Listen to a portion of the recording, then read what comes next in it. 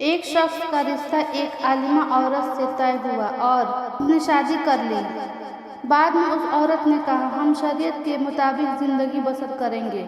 वो शख्स उस बात से बहुत खुश हुआ कि बाकी जिंदगी बीवी के बरकत से शरीयत के मुताबिक गुजारेंगे। कुछ दिन बाद बीवी ने कहा, देखो हमने शरीयत के मुताबिक जिंदगी गुजारने का अहद किया है और शरीयत में बीवी पर सास और ससुर का खिदमत का वाजिब नहीं और शरीयत के मुताबिक खाविंद को अपनी बीवी के लिए अलहदा घर का इंतजाम करना होता है, लिहाजा मेरे लिए अलहदा घर ले लो। वो शख्स बड़ा परेशान हुआ।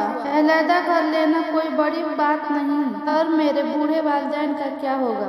उस परेशानी में वो मुफ्ती साहब के पास गए और अपना मसला उनको पेश किया। मुफ्ती साहब ने कहा, भाई तुम्हारी बीवी बात तो ठीक करती है। वो आदमी मुफ्ती साहब से तंज लहजे में कहने लगा, मैं आपके पास मसले का हल लेने आया हूँ, ना कि फतवा लेने। मुफ्ती साहब ने मुस्कुराते हुए कहा, एक तरीका है, अपने बीवी से कहो शरीयत के मुताबिक मैं दूसरा निकाह कर रहा हूँ। मैं और वो मेरे वालिदैन के साथ रहेंगे, वो उनकी खिदमत भी करेगी। मैं तुम्हारे लिए अलहदा घर ले लेता हूँ, आप वहाँ रहना। उसने घर आकर अपनी बीवी से ये बात बताई तो वह सकपका गई और बोली, दफा करो, दूसरी शादी हो, मैं इधर ही रहूंगी और आपके वालिदैन मेरे भी वालिदैन हैं। उसकी खिदमत इकराम मुस्लिम भी है। इस वाक़े से हमें ये सबक मिलता है इस वाक़या से हमें ये पता चलता है कि हमें ज़िंदगी के कुछ पल मस्जिद में बिताना चाहिए,